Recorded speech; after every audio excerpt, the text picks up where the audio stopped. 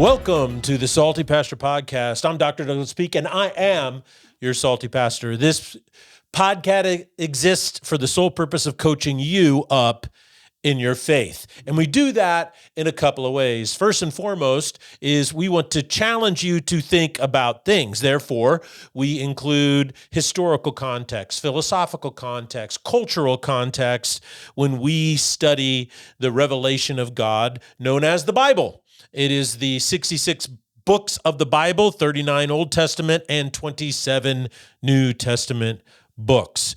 Number two, we believe that it is important to go deeper. Fluff is not enough. We want to engage our brains, use our brains, and too often today in American Christianity, you find a very diluted form of the gospel. We do not want to be milk drinkers. We want to be meat eaters so that we have trained our senses to discern good from evil. Thirdly, as a coach, I'm not here to tell you what to think. I just want to challenge you to think about numerous things. I'm not here to tell you who to vote for, what to wear, what diet is the best, what vitamins to take, what music to listen to, what haircut you should have, or even what church you should go to. I want you to make all of these decisions for yourself. The most important thing you can do if you want to move from immature faith to mature faith is to find out what you actually believe. Clarify what you believe and answer the question, this is why I believe it. This is very important. And you do it by asking really big questions and then answering them for yourself. So the hallmark of the Salty Pastors try to ask really great questions and then talk about all of the factors that go into making a conclusion for yourself. And so that's really what it's all about. And I believe when you ask big questions about your life, why you're here, what's the point and purpose of your life, what is the definition of a human being, what is faith supposed to produce, what does it look like, you end up answering these questions, and that, my friend, is the process of developing faith. Now, we've been in a series where we're trying to ask a simple overarching question is, well, if your faith is growing, how do you know? What is it supposed to produce in you? And so a mature faith should produce something. And one of the things that to answer that question is we said, well, a growing faith understands what it believes, and that belief tends to bring transformative power to your life. So your confidence should grow, your courage should grow, your sense of meaning should grow, your sense of value should grow, and most importantly, your sense of peace should grow. And so how does that happen? Well, we've talked a lot about different things. We talked about dealing with guilt a few months back. We talked about developing courage and stepping out in courage. We've talked about many different things. And right now we're talking about the underlying question of misaligned belief or misconceptions. And so many of you may not know this, maybe you do, but I've been in Scotland for the last couple of weeks, and I have just been enjoying it immensely. And so I wanted to kind of talk a lot about what we and our faith can learn from the Scottish people. This is really important for people who want to think for themselves, because people who want to think for themselves make a commitment, and that is, I may not know all the answers, so I'm going to think about and study other people for the sole purpose of seeing what I can learn from them. The wisest people learn from others. So let's begin this week podcasts with some basic questions about living life in America and what you may enjoy about it, okay? Now, one thing about Americans, you have to say this, is that we have a sensibility about us, an American ethos, and that is the idea of common sense. Do you remember Thomas Paine wrote a pamphlet that helped spark the revolution called Common Sense? And so that's been woven into the value basis of people who call themselves Americans, that we focus on getting things done and things that work. We're not overly committed to tradition or the way it was always done. We want to do what works. So let's make sure it works, it's tried and true, and then let's do that. Let's not worry about cultural traditions. Let's not worry about maintaining ideas that are no longer effective. What works? And then let's do it. That's just common sense. Well, my question is, where did the idea for common sense come from? Well, we're going to dig into that today. Here's another aspect of being an American, and that is, if you're an American, you're in the top 5% wealthiest people in the world. And I might add, the history of the world. That's right. Americans are the wealthiest group of people in the history of the world. The economic gains from American free markets is historically unmatched. Even the poorest people in America are wealthier than 90% of the people in the history of the world. Think about that. Even the poorest among us are wealthier than 90% of the world. The number one indicator about economic growth is GDP and per capita income and all of these types of things. And it's off the charts for people who live in America. America is a melting pot of different ethnicities, people with different cultural backgrounds. And every single people group that lives in America outdistances economically their counterparts in their home nation. Now, what does that mean? Well, what that means is Swedes. People often today will kind of criticize the economic powerhouse of America and so say, well, we need to be more like the Swedish. And say, well, okay, well, clarify that. And they want to say economically. Well, it's very important to understand is that Swedish people who immigrated to America 100 years or more ago are wealthier today than their Swedish counterparts in Sweden. It's the same for Norwegians. It's the same for Germans. It's the same for Irish. It's the same for English. It's the same for Finnish. It's the same for Russians. It's the same for Spanish. It's the same for Africans. It's the same. May I go on and on and on? I could, but I won't. Now, another thing that I think is really unique about living in America is that it has been shown over and over again that one of the most significant things that impact your quality of life is your capacity to read. That's right. People who read and know how to read have the greatest probability and the greatest outcomes for quality of life. Now, does it mean that you're going to, just because you can read, you can have a great life? Well, no. It means that if you learn how to read, it opens up massive probabilities for you to do better in life, enjoy life, and even be happier in life. I've been listening to Dr. Arthur Brooks, and he is a professor at Harvard, and he's done tremendous work on happiness. And he says something that's really interesting. He said people that are the happiest and most successful only have one thing in common. And you know what that one thing in common is? They read a lot. They love to read. Now, that doesn't mean if you don't love to read, you're going to be in the poorhouse. That's not what that means. What it means, though, is that people who read tend to be, on average, happier and more successful than those who don't read. And that includes reading for pleasure. So, why is this important? Why am I asking these questions? Well, because on Tuesday of this week, we started off talking about the Scots and the uniqueness of Scotland. And everything I just talked about has been exemplified and given to us by the Scots. Last week, I talked a little bit, or not last week, but last Tuesday, I talked about Scotland in the 1600s. And what's so interesting is that the 1600s, and remember, that's when the Pilgrims were crossing the Atlantic, right, and landing at Plymouth Rock, okay, in the early 1600s. But the Scottish Reformation had taken root, and Scotland's literacy rate was unusually high for Europe in the ensuing century, the 17th century, just 100 years later, than anywhere else. And how did that happen? Well, after the Scottish Reformation, which started in 1560, led by John Knox, right? He wrote the first book of discipline. Okay, then he wrote a whole bunch of other liturgies and all those types of things. And he laid out a plan in the first book of discipline for a school in every parish so that all children could read, most specifically, read the Bible.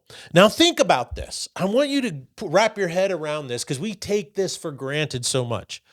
But prior to this, for 1,560 years, never before in the history of Scotland had any piece of literature inspired the drive to educate every child so they could read it as children, teenagers, and adults. The Catholic Church, of which Scotland had been a part of since the 9th century, and it's said that the earliest saints that went there to convert the first Christians happened in the 6th century. So that's like 500-something AD. So, but it was firmly established by the 9th century, right? So that's 600 years of Catholic influence, the predominant religion in Scotland, and it had done virtually nothing to increase literacy rates. However, the Scottish Reformation happened in 1560, and immediately there was a massive change. Now, it came in two parts, and we'll talk more about this. The lowland first, and then the highlands later. And the biggest aspect of the Reformation was this, is the formation of the kirk. And that is the kirk, which is kind of a Gaelic phrase or word that means church, gathering for the purpose of a holy expression. And the kirk was an elected body of elders that oversaw the church. And this was a dramatic partition or left from the concept that there was a single ruler over the church, like a pope or the King of England, okay, over the Anglican Church. And so the Scottish Church, the Church of Scotland, became totally separate. And in the process, the Reformation in 1560 took off. And the kirk then enforced learning. The kirk required people to read and memorize scripture, as well as the catechism. And the catechism was a creedal statement about what they believed. And so what this did is it made literacy, the capacity to read, both a religious duty and a social duty in Scotland. And the impact was an explosion of literacy. Now, historians usually measure modern literacy through what they call signature evidence. And that is people they go through who could actually write their name. Okay. And one of the places that, particularly in the UK and other Western civilization, European countries, is they have baptismal records going all the way back, for 1,000, 1,500 years, in whether or not, so they could see, this is what percent of the people could actually write their name. And these were people who left a mark in the baptismal records, people who are members of the church. So what's interesting is based on those signature evidence, men, really started in the 1500s, only 5% of Scottish men could read, right? But by 1600, just 40 years later, around 20 or 30% of Scottish men could read. And then by 1700, it was well up to almost 70% of men could read in Scotland. Women were behind the curveball because of their the structure of their society, and that is, in 1600, only about 10% of the women could read, and by 1700, that had risen between 20 and 30%. Today, it's more women can read, more and more literate than men are, and that's pretty much across all Western civilizations. By the way, that's not a good thing.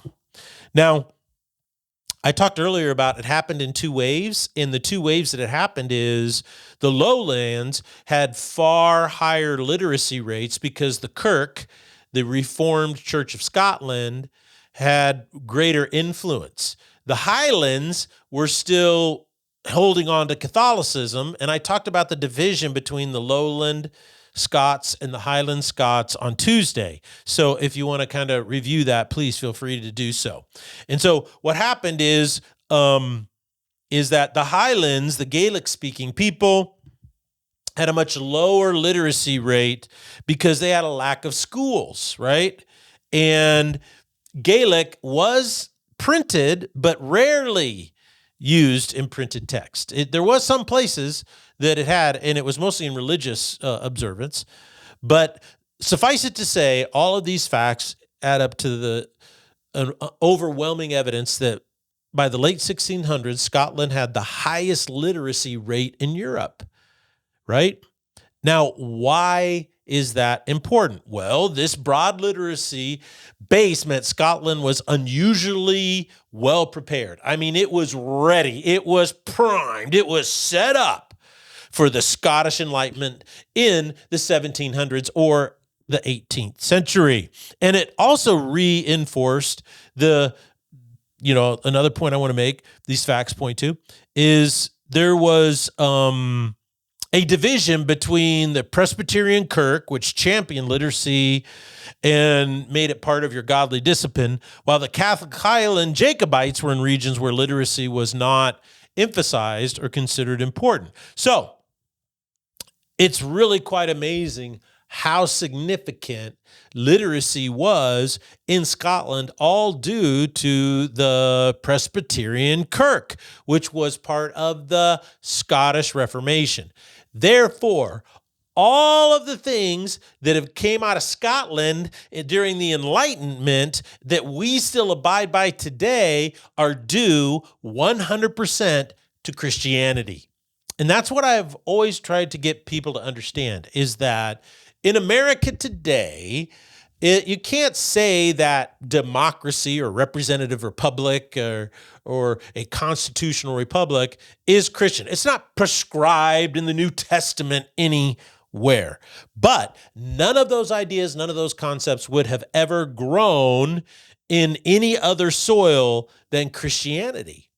And that's what's so critically important. And if you take the soil of Christianity away and try to build a secular society, guess what? The tree of liberty and everything that we love as Americans will die. And we saw this just recently. We saw this in the last 4 or 5 years where the progressive ideology became so rooted that we were losing our freedoms. Our children were being forced to listen to gender ideology propaganda. Our parental rights were being eroded. People were being canceled and fired simply because they were Christians. The military was running Christians out of it. The Air Force Academy even was almost at the point where it's like, well, being a Christian is not good. Thank goodness that administration is no longer with us. And now we even have a commission that says, you know what? There's been a boatload of anti-Christian and anti-Jewish bias in America being propagated by liberal administrations. And so now there's a commission to go through and eliminate all of it. And I welcome that, because bigotry of any kind is wrong. So based on that, I think it's really important to understand why the soil of Christianity was so important in Scotland, because so much of what happened in Scotland happened causally because of Christianity. Okay.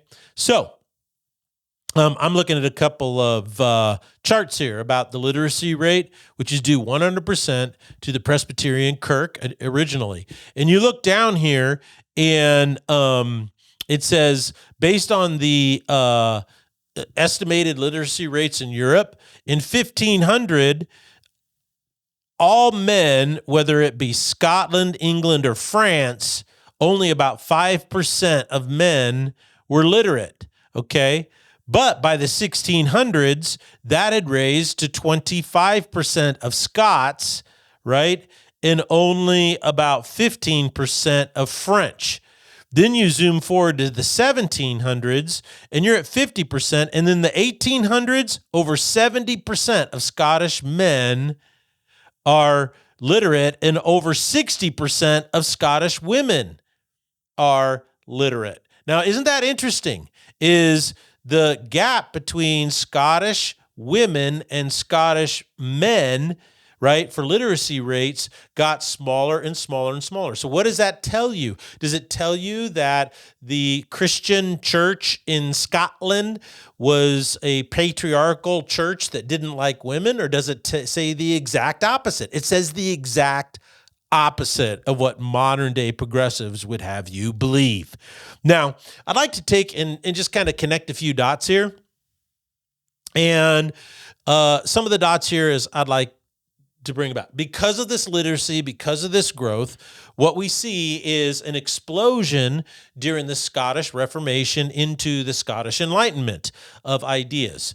And the idea, I want to go back to what I opened with, of common sense. Where did it come from? Where did Thomas Paine get his idea to title his tract Common Sense in 1776? Well, common sense was actually a philosophical position established by Thomas Reid, who was born in 1710. He died in 1796. He was a religiously trained Scottish philosopher. He focused extensively on three disciplines within philosophy: ethics, theory of action, language, or philosophy of mind. And he was the founder, listen to this, the Scottish School of Common Sense. So in Scotland, there was actually a school titled the School of Common Sense. And I want to look something up here real quick, because I think I want to say, when was it formed? Because I think it's really, really important. It was formed in, let me see if I can find out here. I'm looking it up. Okay, bear with me for just a second. Well, it was formed in the early 1700s, before 1750, but it doesn't give me an exact date. So sorry about that, folks. We'll have to get AI on it real quick. But it played an integral part, not only in American politics, is proof of Thomas Paine's tract that he wrote about politics in America called Common Sense, but also in the Enlightenment in Scotland. In 1783, Thomas Reid also was a joint founder of the Royal Society of Edinburgh. And we would look at Edinburgh and say it Edinburgh, but that's how they know you're an outsider. So here I live in the Treasure Valley in Idaho, and when people come to Boise, also we always know whether they're visiting or not, because they always go Boise. And it's not a Z, it's Boise, like a C. So anyway, that's just kind of how you know. But back then, they call it Edinburgh, I call it Edinburgh. And by that, I will be shouting with a megaphone that I am an American, which I'm proud of, so I don't mind. Now, that's where the idea of common sense came from. And it's woven into American because of the Scottish Enlightenment. Think about that. Number two, the idea of free markets, right? The notion of free markets was initially postulated in Adam Smith's Wealth of Nations. And he published it in March of 1776. And our founding fathers signed the Declaration of Independence in July of 1776. So Adam Smith's ideas were widely propagated among the educated elite or intellectuals. They were familiar with his works, and it was officially published in 1776, the same year of our nation's birth. This book, The Wealth of Nations, is the definitive economic work and foundation of America's economic future. Because of the concept of free markets and low taxation and the lack of control, centralized government of control of economics, the American experience exploded. It was an experiment beyond anything you could ever imagine. And that came from a Scot by the name of John Knox in his book, The Wealth of Nations.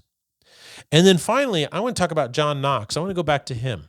He led the Scottish Reformation in the 1500s and 1560 when it was launched. And he was the primary developer of the Kirk. And the biggest shift was that John Knox believed that the church was not set up as a hierarchical structure where you had a pope, right? And then you had cardinals that were over bishops, that were over priests, that had parishes. And a parish is simply a region, a geographical region that was carved out. Very similar to what we would call in our politics today a district. You have a congressman that represents a district. Okay. And that district is a group of people. So you get to vote. If you live there, you get to vote to who's going to represent you. Okay. So what John Knox believed is when you read the New Testament, and it's pretty patently evident, is that elders were to be chosen and they were to have hands laid upon them and they were to be set apart. And so he said, this is how the church is meant to be led, by a group of elders, not a singular group of elders. And so it's really important to understand that. Now, the difficulty is that oftentimes when you have a group of elders, a lot of churches don't like groups of elders because it takes them forever to make decisions. And that's partly, I think, by design. And that is that it's slow because you have to build consensus. You have to get everybody together. You have to talk about it. And I think what's really, really funny is that a lot of people who criticize elderships and things like that, they go to churches where there's only one elder, and I don't know if you know this or not, but in all Southern Baptist churches, the senior pastor is the only elder technically in the church. And so all authority for the entire church is in the seat of the senior pastor in a Southern Baptist church. Another church, a group of churches like that, is called the Calvary Chapel churches. All Calvary Chapel churches only have one elder, and that is the only spiritual leader in the entire church. Now, you'll have a council, you'll have advisory councils and things of that nature that are supposed to hold the senior pastor accountable, but all authority rests. So in the seat of the senior pastor, most church plants only have one elder. And it's usually the senior pastor. Some churches try to expand but it's usually maybe one lay person, meaning a person who's not on staff, and one other staff member.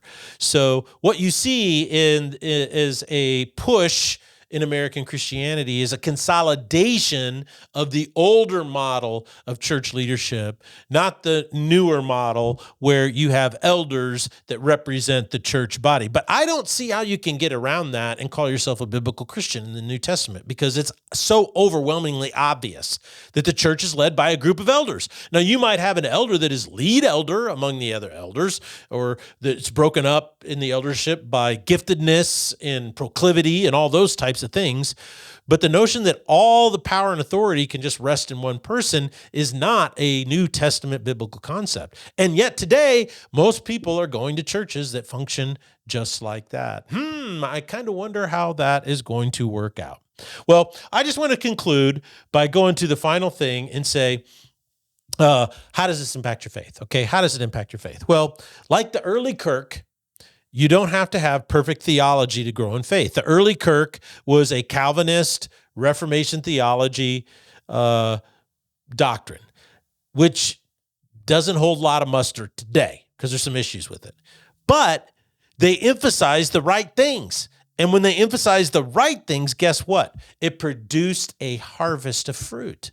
So what that should tell you in this thing is that you don't have to have perfect theology. You don't have to believe perfect things all the time in order to grow. But it's important to know the big ones, ask the big questions, align yourself so you can emphasize the biggest things, and then you will see your life grow. And the other thing it shows us is that what you believe actually matters, right? You need to believe the things that produce the greatest amount of fruit in your life later on. Just like the Kirk believed the things that produce the greatest amount of fruit, and their underlying belief, regardless of their doctrinal position of Calvinism, is the Bible is critical, and we want everybody to be able to read it for themselves. Now, that is an underlying emphasis that made a massive difference, which then led to my final thing that's so important for your faith, and that is living out what you believe matters. For John Knox, it wasn't enough to say, hey, I want everybody to be able to read. What he did is he set up a school in every single parish in order to teach people to read. So it's not just what you believe, but it's what you do that actually makes a difference. So with that, Salty Pastor signing off. Hope to share more and more about my wonderful historical journey through Scotland with you in the future. Also, if you could do me a favor and go over to our website, and if you could sign up for that email that comes out every Monday morning to help you throughout the week. It's a devotional email. Also, go to our YouTube channel and like and subscribe. The more you like, the more you subscribe, the more it grows, and we were trying to get ourselves to 1,000 subscribers. So please be a part of that. And if you'd be so kind, on our website, you can give a charitable gift to the Salty Pastor in order that this ministry continue to grow. Because without you, we couldn't do it. Until then, remember, what you believe is one of the most important things about you.